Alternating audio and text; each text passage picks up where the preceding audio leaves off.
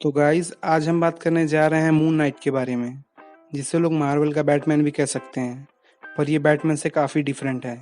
और अब Disney plus पर इसका एक शो भी आने वाला है, जिसमें मून नाइट के कैरेक्टर का रोल प्ले करने जा रहे हैं ऑस्कर आइजैक। हाँ, वही एक्टर जिन्होंने एपोक्लिप्स यानी कि एन सबानूर के कैरेक्टर का रोल प्ले किया था। तो अब मून नाइट की बात की जाए तो ये कॉमिक्स में रूथलेस है और इसे मल्टीपल पर्सनालिटी डिसऑर्डर भी है। तो मैं हूं कमल और आज हम बात करने जा रहे हैं मून नाइट की ओरिजिन स्टोरी और पावर्स एंड एबिलिटीज़ के बारे में। तो चलिए शुरू करते हैं।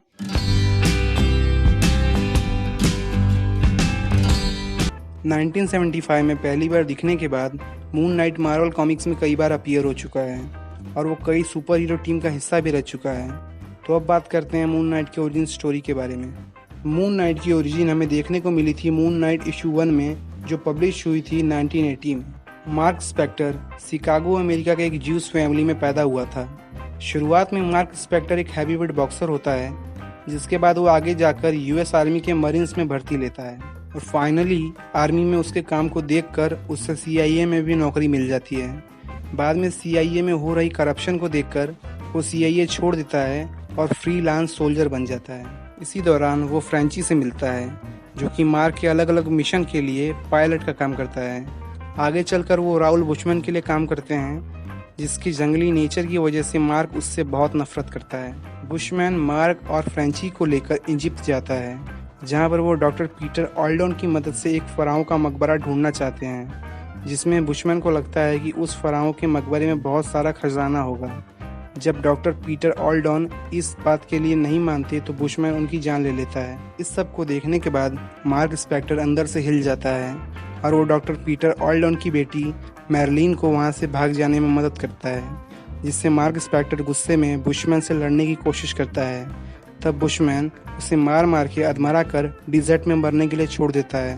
बाद में कुछ लोकल इजिप्शियंस मार्क को मून गॉड कॉन्शियू के टेम्पल में ले जाते हैं, जहां पहुंचते ही उसकी दिल की धड़कनें रुक जाती हैं और इसी के बाद उसे मून गॉड कॉन्शियू का विजन आता है, जिसमें वो मार्क की लाइफ को वापस करने के लिए मार्क को उनके अवतार के रूप में लड़ने के लिए कहते हैं। वापस जिंदा होते ही वो बुशमैन के पास उससे लड़ने के लिए जाता है और उसे हरा देता है।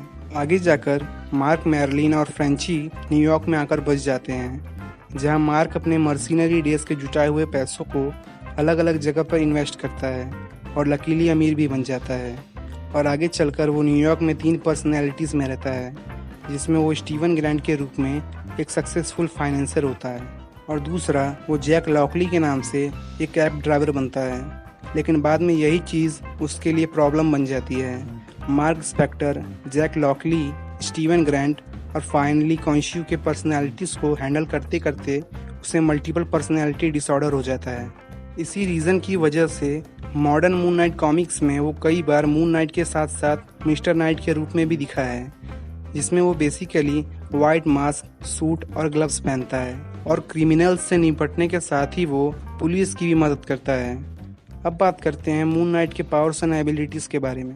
मून नाइट एक नॉर्मल ह्यूमन है और उसके पास कोई भी सुपर पावर नहीं है, पर फिर भी उसके मिलिट्री और बॉक्सिंग एक्सपीरियंस के कारण उसे हैंड टू हैंड कॉम्बैट का अच्छा खासा एक्सपीरियंस है और वो एक एक्सपर्ट मार्शल आर्टिस्ट है। और तो और मार्क स्पेक्टर एक बेहतरीन पायलट है, जो हर तरह के हेलीकॉप्टर्स और प्लेन्स को उड़ा सकता है।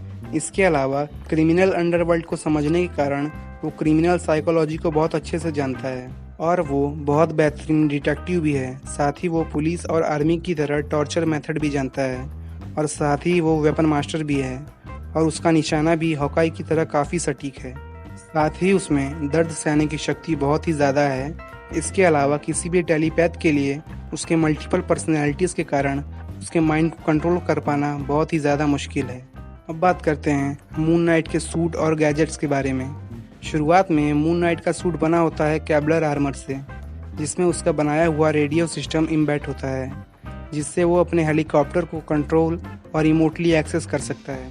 आगे जाके इस सूट में केबलर की जगह एडमेंडियम का यूज़ किया जाता है और उसका केप एक ग्लाइडर का भी काम करता है।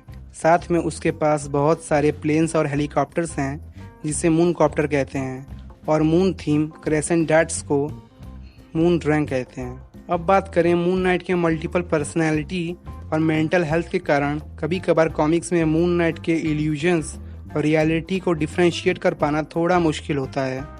पर अब देखने वाली बात होगी कि वो हमें डिज्नी प्लस के सीरीज़ में कैसे दिखने वाला है। अब इस वीडियो में बस इतना ही। अगर ये वीडियो आपको अच्छी लगी हो तो इसे लाइक और शेयर कर दीजिए, और इसी तरह के वीडियो और सुपर कंटेंट के लिए इस चैनल को सब्सक्राइब भी कर दीजिए और देखते रहिए the super world. And I will be back.